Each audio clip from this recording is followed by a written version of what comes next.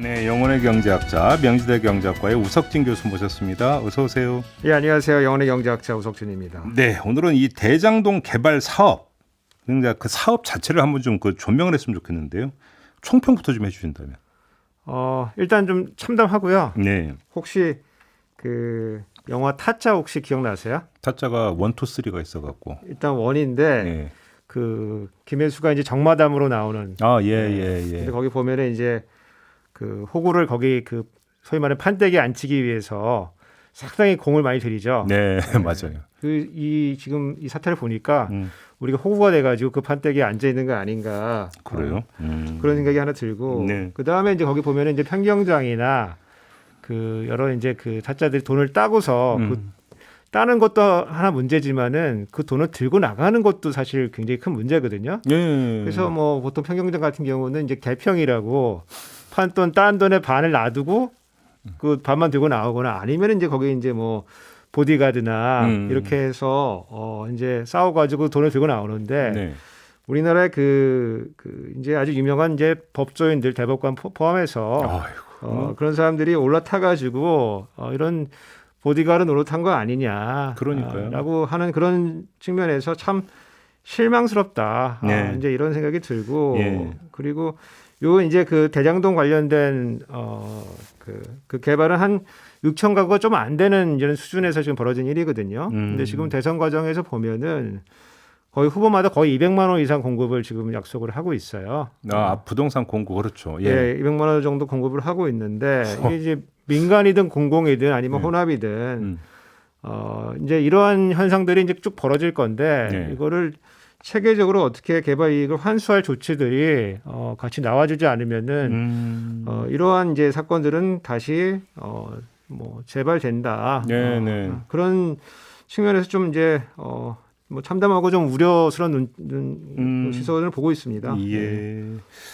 뭐 짚어야 될 게 지금 한두 가지가 아니어가지고요. 그러죠. 근데 좀 하나하나 좀 짚어보죠. 일단은 저 화천대유라고 하는 것은 자산 관리 회사인 거죠. 그렇죠. 이걸 만들도록 한 거죠.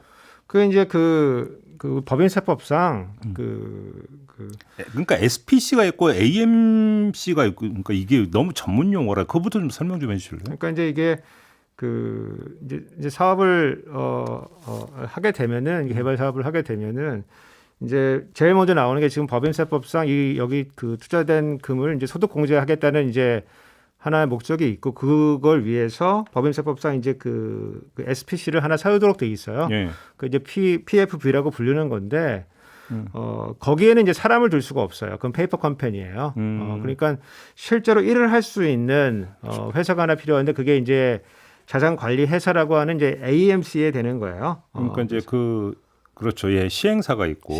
그렇죠. 예. 그래서 그 시행사를 그냥 따로 두기도 하고 아니 지분에 참여시키기도 하는데 지금 그 PFB는 이제 성남의 뜰이고 예. 그리고 성남의 뜰 아래서 그 시행을 하기 위한 회사 이름이 이제 화천대유고 여기는 이제 특이하게 이제 요게 지분을 이제 참여하면서 들어와 있는 거예요. 그렇죠.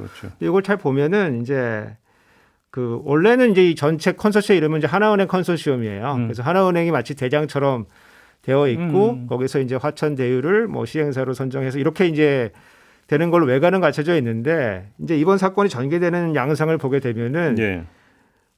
이 하나은행이 화천대유를 AMC로 선택했다기보다도 큰 그림을 화천대유가 다 그리고 예. 하나은행을 끌어들인 거 아니냐. 그리고 그 과정에서 여러 가지 인맥들을 동원한 거 아닌가. 그래서 여기서 전체 대장은 화천대유다. 이렇게 보여지고 나중에 좀 더 말씀드리겠지만은 여기에 이제 그 SK증권 외관을 쓴 이제 우리 천화동에 1호부터 7호가 있잖아요. 예. 이게 가장 큰 문제거든요, 사실은. 예, 그래서 요거의 이제 실질적인 주인이 이 전체 판의 주인이다. 이제 뭐 이렇게 생각이 되고. 그리고 요거 이제 계약 그 과정을 보면은 이제 이제 여기 참여하는 조건 중에 하나가 이제 건설사의 참여를 제한하는 이제 그런 것들이 있어요. 굉장히 좀 특이한데 제가 지금 이게 왜 이런 조항들이 다른 데는 없는데 그러니까 이제 여러 가지 이제 요 컨소시엄으로 건설사도 참여를 하는데 왜 여기서는 제한을 시켰을까 이런 것들을 좀 연구를 좀 해봤어요. 생각을 좀 해보고. 근데 그거는 이전에 이 대장동 개발 이전에 2013년에 위례 신도시 개발하고 좀 상관이 있을 것 같아요. 예. 그래서 위례 개발할 때는 이제 그 시공사가 이제 호방건설인데 호방건설이 이제 자산관리 회사를 소유하면서 요거 사업에 참여를 했거든요. 네. 그래서 뭐 푸른 위례 프로젝트가 이제 성남의 뜰에 해당되는 이제 PFB를 맡고, 근데 위례 자산관리가 AMC를 맡고. 네. 그리고 이제 뭐 하나은행 같은 것들에 대한 이제 그 프로젝트 파이낸스 일으키는 것들은 이제 미래 에셋이 맡아가지고 했는데 예. 결국에는 배당금이 한 300억 정도 남았거든요. 이거를 이제 한 반반씩 알려진 걸로는 이제 정률로 반반씩 나눠 가졌어요. 네. 근데 이제 그 배당금을 계산하다 보니까 이제 이재명 그 지사의 설명에도 이제 이런 부분이 조금 나오긴 하는데 요거 이제 건설사들이 들어오니까 비용을 좀 불려가지고 거기서 자기네들이 그걸 뺏어 먹고 예. 배당금 자체는 작게 축소하게 만들어서 그럴 수 있죠. 예, 성남이 많이 못 가져가게 되는 거 아니냐. 이런 설명들을 하시거든요. 예. 근데 그 경험이 이제 2013년도에 경험을 하게 되니까 2015년도 대장동 개발할 때는 건설사에 빼라. 건설사 제외하고 나중에 좀 더 설명드리겠지만은 이게 정률로 나누지 말고 우리가 먼저 먹어가는 정액 구조로 우선주로 받는 그런 식으로 짜자. 해서 2013년도에 이런 그 위례 신도시 개발, 성남 지역의 개발의 경험이 이쪽으로 넘어온 거다. 이제 이렇게 보는 것이 좀 합리적일 것 같습니다. 그러면 지금 다수의 언론은 위례하고 대장동과 거의 판박이다 이렇게 지금 보도를 하고 있는데 오히려 그게 아니라는 이야기가 될 수 있는 거죠. 그러니까 이제 그 나중에 이익이 생겼을 때 이거를 나눠갖는 구조는 완전 다른 거죠. 그러니까요. 네, 완전 다른 거고 2013년도에 재미를 많이 못 봤다. 성남시가 우리 건설사한테 당한 거 아니냐. 예. 그런 생각을 아마 이재명 지사가 마음속으로 갖고 있지 않았나. 그러니까. 그래서 정액 구조로 바꾸자. 라고 했던 것 같아요. 결국 이제 이 발단은 과도한 수익이잖아요. 예, 그리고 과도한 수익이어서 이제 쭉 이제 추적을 하다 보니까 이제 평당 택지 분양가가 1,400만 원 이상일 때는 민간 사업자의 초과 이익을 환수할 수 있는 조항을 처음에 만들었다가 유동규 전 본부장이 주도를 해서 이걸 삭제를 했다라는 거지 않습니까? 이 문제를 어떻게 봐야 되는 걸까요? 그러니까 이제 저희 이제 경제학자니까 경제학에 이제 계약이론이라는 게 있어요. 예. 계약이론이라는 게 있고 이제 계약을 이제 하게 되면은 이제 저희 표현으로는 계약이 완비돼야 된다 이런 표현을 쓰거든요. 완비라고 하는 거는 이제 모든 가능한 사항에 대해서 계약서가 이제 규정을 해놓는 거죠. 규정을 해놓고 가격이 오를 때는 어떻게 하고 가격이 내릴 때는 어떻게 하고. 예. 근데 가격이 내릴 때는 지금 규정이 돼 있는 거예요. 니네가 손해를 봐도 우리가 손해를 봐도 우리는 우선적으로 가져간다. 이거는 돼 있는 거고. 그러면 당연히 실무자 입장에서 가격이 올랐을 때는 어떻게 하냐. 이거는 사실은 뭐 자연스럽게 생기는 거거든요. 그렇죠. 생기는 거고 그 대장동 개발 사업할 때 그 시기 주변을 보면은 뭐 LH 공사나 이런 이제 그 민관 이제 합동 개발하는 데 있어가지고 이제 환수 조항들이 이제 뭐 하나씩 생기기 시작했어요. 그래서 아마 참고를 했으면은 예컨대 뭐 LH의 과천 지식 정보타운이나 하남의 가매지구 같은 게 이제 이윤율 6%로 제한을 하고 있었거든요. 예. 그래서 아마 실무자 입장에서는 요 조항을 넣고 싶어 했을 거다라는 거 하는 거는 아주 합리적인 추측이죠.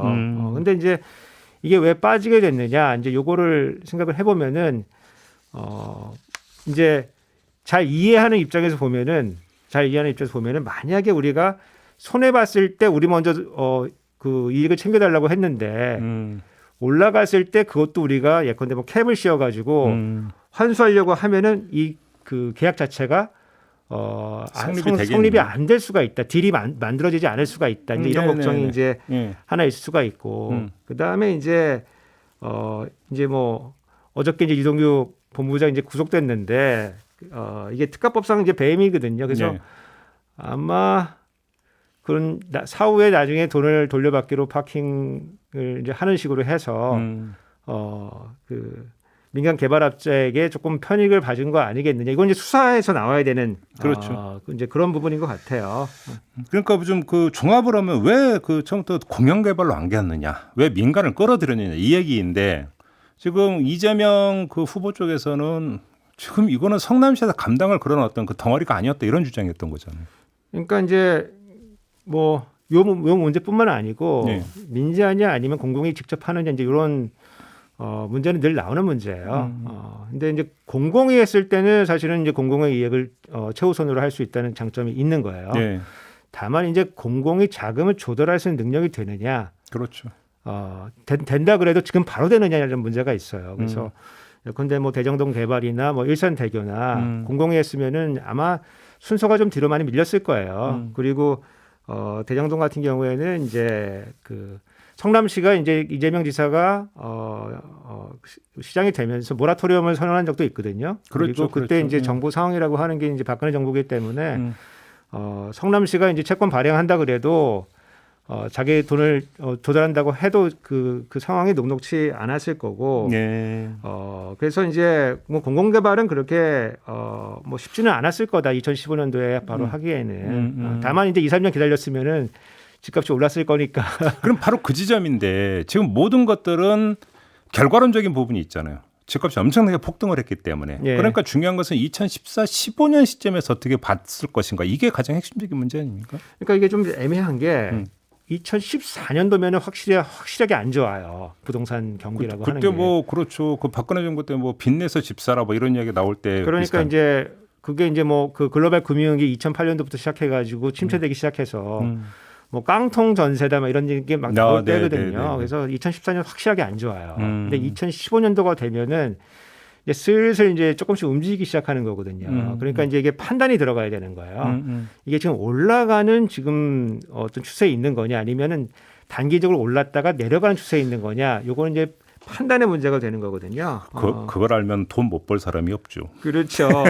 하지만 이제 민관이 공동으로 개발한다는 거는 뭐 지금까지 얘기가 많이 나왔지만은 이제 그 저희는 이제 업계용어로 어떻게 표현하냐면은 업사이드 포텐셜, 다운사이드 프로텍션 이게 영어라서 조금 그런데 네. 위쪽으로는 항상 그 개발 이익을 실현할 수 있는 가능성이 열려져 있고 다운사이드 아래쪽으로는 그 여러 가지 리스크를 공공이 그 막아준 거거든요.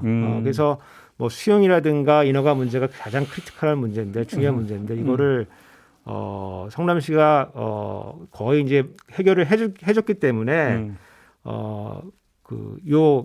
그리고 이제 요 위치 자체가 대장동 판교하고 그 분당 그 사이에 있는 지역이기 때문에 부양 자체에 큰 리스크가 없다고 치면은 그러면은 이제 이렇게까지 수익을 보장해 줄 필요가 있겠냐. 예컨대 이제 이건 딱 좋은 비유는 아닌데 그 우리 이제 옵티머스 문제가 있지 않았습니까? 예. 그게 이제 사실은 3% 정도의 수익이거든요. 그 3% 정도의 수익에 그 조단위가 순식간에 모이는 거예요.